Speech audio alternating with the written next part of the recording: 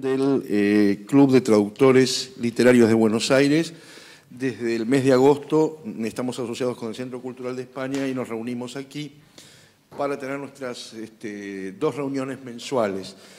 Esta es la última reunión del mes de octubre y quisiera ya adelantarles, para quienes no saben, que el 2, 3 y 4 de noviembre tenemos unas jornadas dobles, un pequeño simposio con varios invitados que vienen de España justamente para poder discutir la utopía del castellano neutro, vale decir, los problemas que se plantean justamente en uno y otro lado del Atlántico con el manejo que hacemos del castellano a la hora de traducir.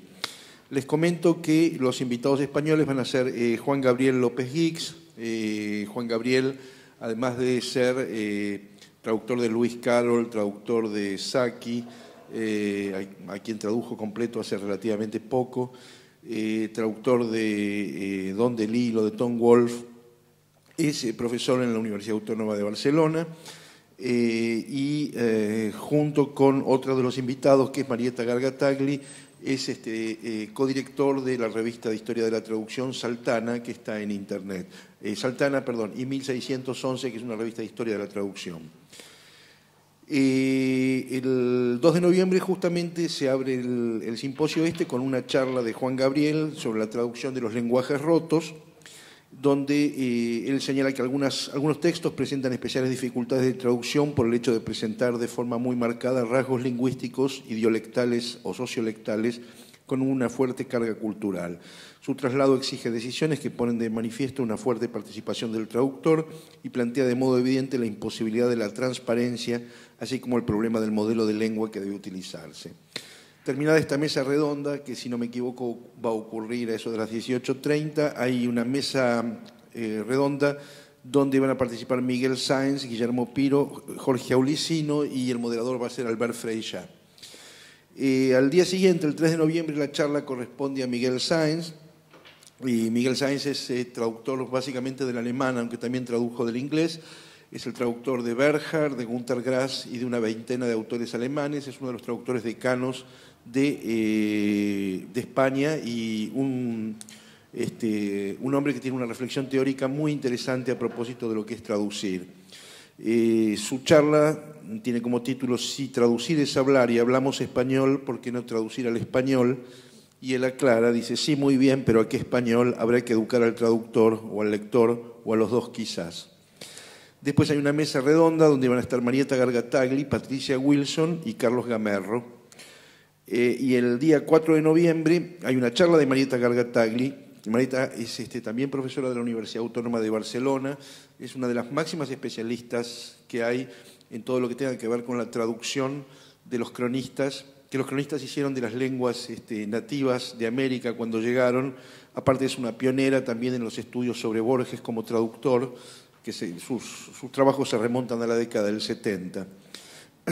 Para la charla de ella, que tiene un título más que sugestivo, España y la Argentina, todo nos une excepto el idioma. Ella nos dice que la traducción es un escenario privilegiado para analizar las relaciones culturales entre España y América, unidas y desunidas por un idioma común. Las variaciones de la lengua castellana, el exilio, la producción editorial y la competencia por dominar un territorio verbal en constante crecimiento son los términos de un debate que parece desarrollarse casi idéntico en sucesivos momentos históricos. Analizar los argumentos y los materiales de esa controversia es el motivo de esta ponencia. Y se termina el simposio con una mesa redonda donde está Juan Gabriel López Guix, Mirta Rosenberg y Gerardo Gambolini, nuevamente con moderación de Albert Freixas. Y ya que menciono a Albert Freixas, él va a ser el encargado de cerrar las actividades de este año, el 23 de noviembre, con una mesa en la que vamos a charlar un poco y nos va a explicar cómo se fueron asociando los traductores en España hasta llegar a sindicalizarse, cuáles fueron los pasos que se fueron cumpliendo, qué actividades se desarrollaron alrededor de todo eso y demás. Él fue un testigo presencial de todas estas cosas y partícipe. Él es un traductor español que vive en Rosario desde hace 8 años. Tendría que decir un traductor catalán que vive en Rosario desde hace 8 años. Y con esa actividad vamos a cerrar el año. Por lo que respecta al día de hoy, bueno, el día de hoy es un lujo, como ven tenemos a 2 personas con nosotros y a su vez tenemos también un cambio en el formato de nuestras reuniones.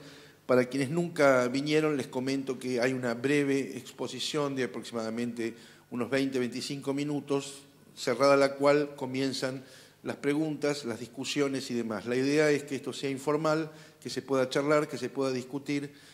No se trata de ninguna clase doctoral, no estamos en la academia, afortunadamente, así que podemos hablar en los mejores términos. A mi izquierda está Gerardo Levín, en la tarjeta dice Gerardo Lewis, con lo cual no estoy seguro si son la misma persona o no, sospecho que sí porque lo conozco. Y está Eliezer Nowotvolsky con nosotros también, directamente importado de Israel para abrir esta charla que vamos a tener en unos minutos. La idea durante todo este año fue justamente plantear actividades muy diversas y la verdad que estamos muy contentos de que la parte que tiene que ver con las distintas lenguas, hemos hablado con traductores del inglés, traductores del francés, traductores del latín y del griego, traductores del japonés y estamos cerrando con traductores del hebreo y estamos muy contentos de que esto haya podido manejarse en estos términos. Los dejo entonces con Gerardo. Gerardo va a hacer una breve presentación. Tengo entendido que por lo que me comentaban hace 2 minutos que ellos en algún momento fueron pareja, pero ya lo va a explicar Gerardo. Perdón, pero esa risa no la... Está más. Bueno, ante todo, tanto Eliezer como yo agradecemos a Jorge la invitación a esta charla y al Centro Cultural de España en Buenos Aires por facilitarnos esta posibilidad. Quiero agregar que si hubiese sido por mí, solamente jamás me atrevería a estar frente a esta audiencia como traductor de hebreo, porque yo considero que lo que hago yo es puramente amateur y realmente no lo haría si no se hubiese dado la casualidad, la feliz casualidad de contar con mi amigo Eliezer para que realmente él exponga y yo me lleve alguna parte de sus laureles.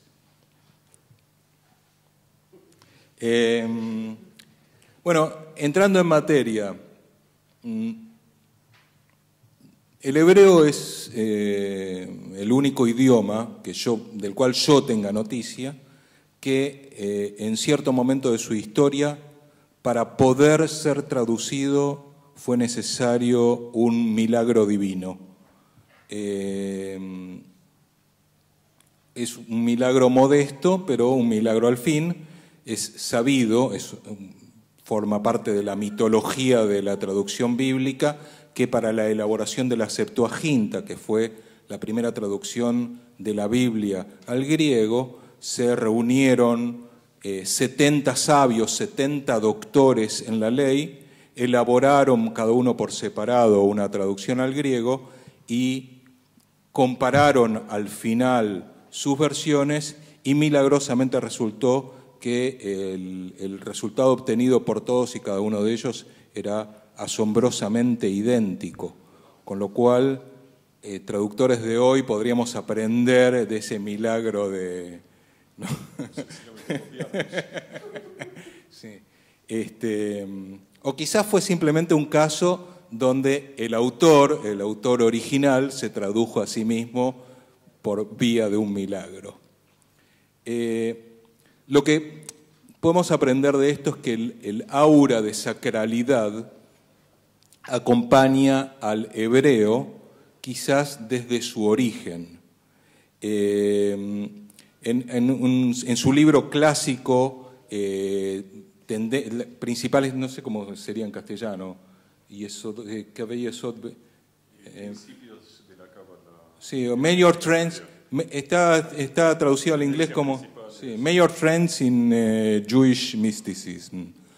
Gershon Scholem registra numerosos mitos alrededor del idioma hebreo como idioma divino, como el idioma de Dios, como el idioma que Dios empleó para la creación del mundo mediante el arte combinatoria de las letras. Las letras hebreas mismas tienen un estatus de sacralidad, ¿sí?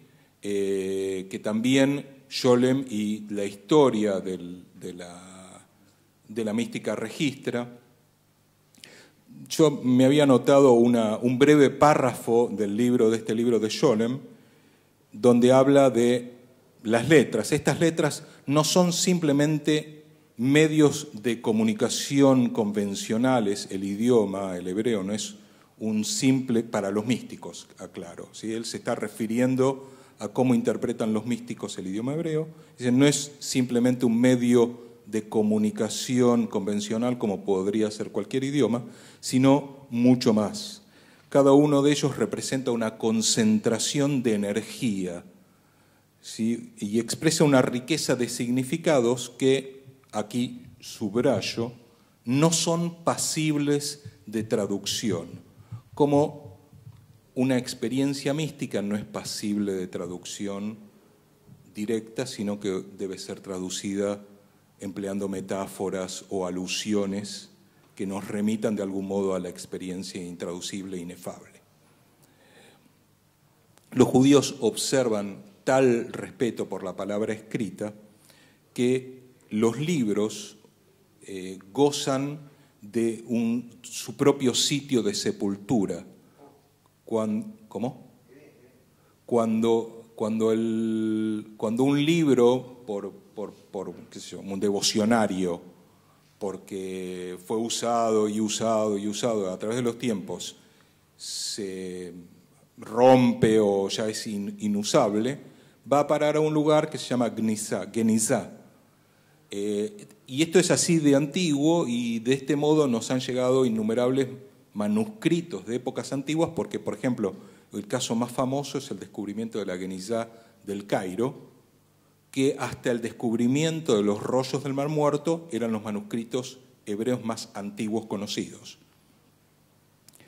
Este respeto, este aura de sacralidad, también la modernidad de algún modo lo ha registrado, esta aura de sacralidad que tiene el hebreo. Bueno, el caso más famoso, Eliezer me va a reprender porque él también lo usa en su charla, pero es el Aleph. Es imposible no referirse al Aleph de Borges. Yo anoto también que Borges escribe el Aleph en un momento en que, por otro lado, o de algún modo contemporáneamente, Cantor, el matemático, desarrolla su teoría de los números transfinitos. Espero que no haya ningún matemático en la sala. Pero bueno, son números para los cuales emplea letras hebreas, ¿sí? Y no es casual que Cantor habla de transfinitos Aleph a la primera potencia, Aleph a la segunda potencia, y Borges, cuando habla del Aleph, cita a los místicos y habla también en lenguaje matemático, porque dice,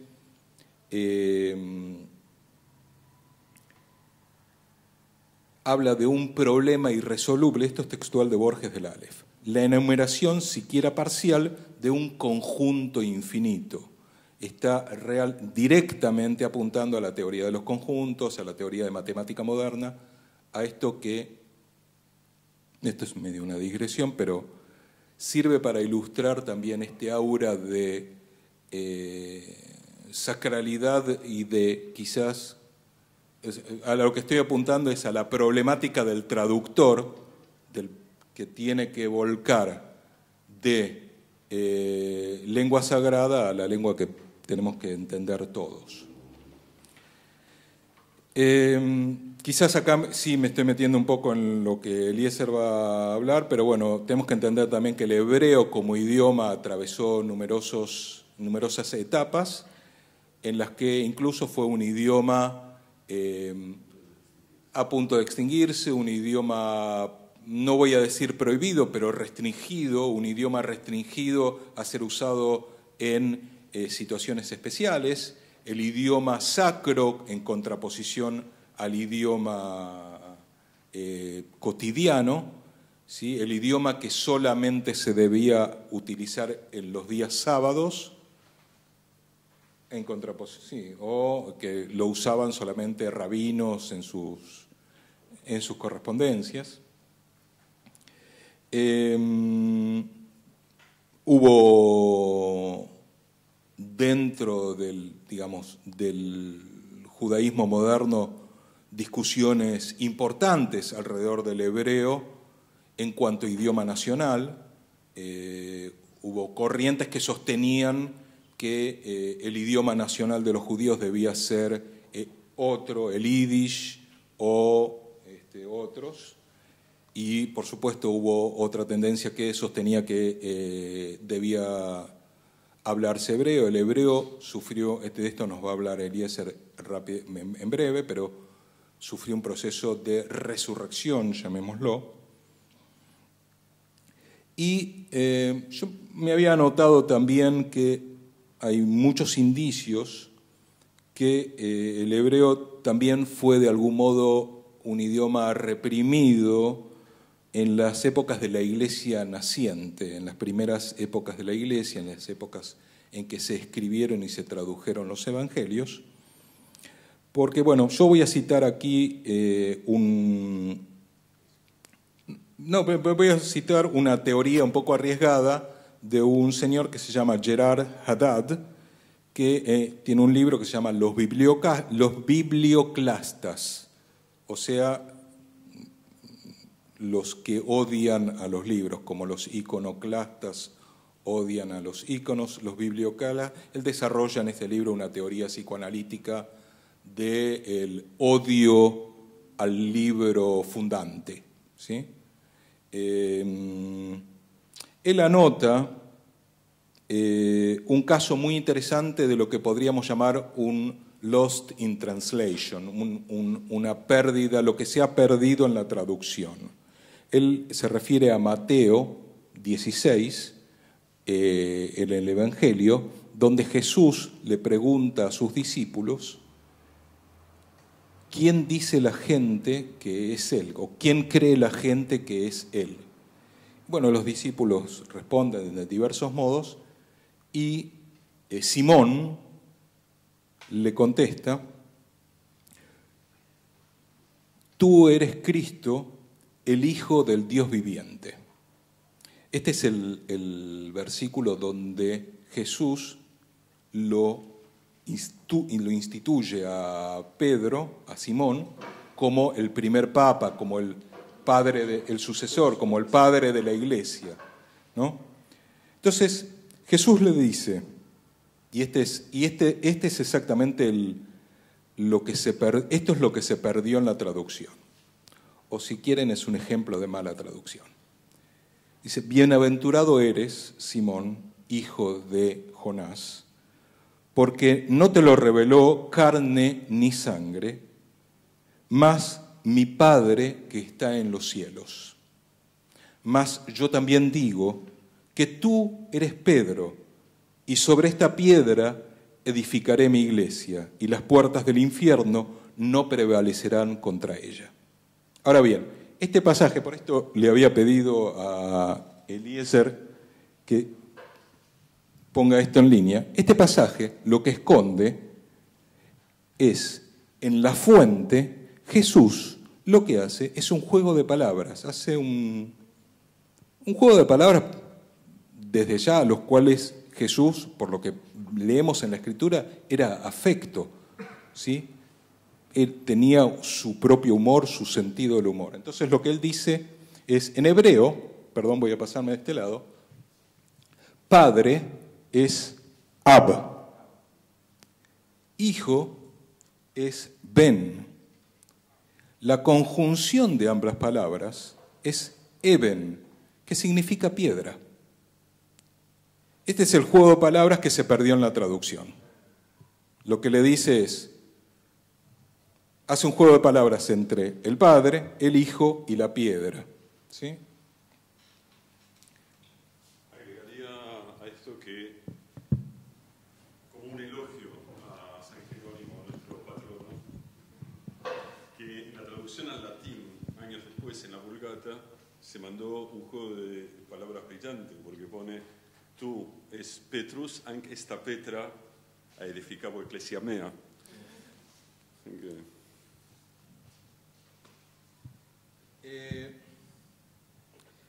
Y el riesgo evidente para todo traductor moderno de hebreo es claramente la literalidad, el respeto a ultranza de una fuente sacra. Esto es un poco el desafío que me llevó a mí a traducir poesía hebrea. A mí personalmente me sucede a veces leer traducciones, especialmente las traducciones que leo de textos sagrados, que suenan francamente como los manuales que acompañan algunos productos chinos. Uno no puede imaginarse de qué se trata. Y bueno, yo más o menos con esto, que era mi idea de introducción, le dejo la palabra a mi amigo Eliezer.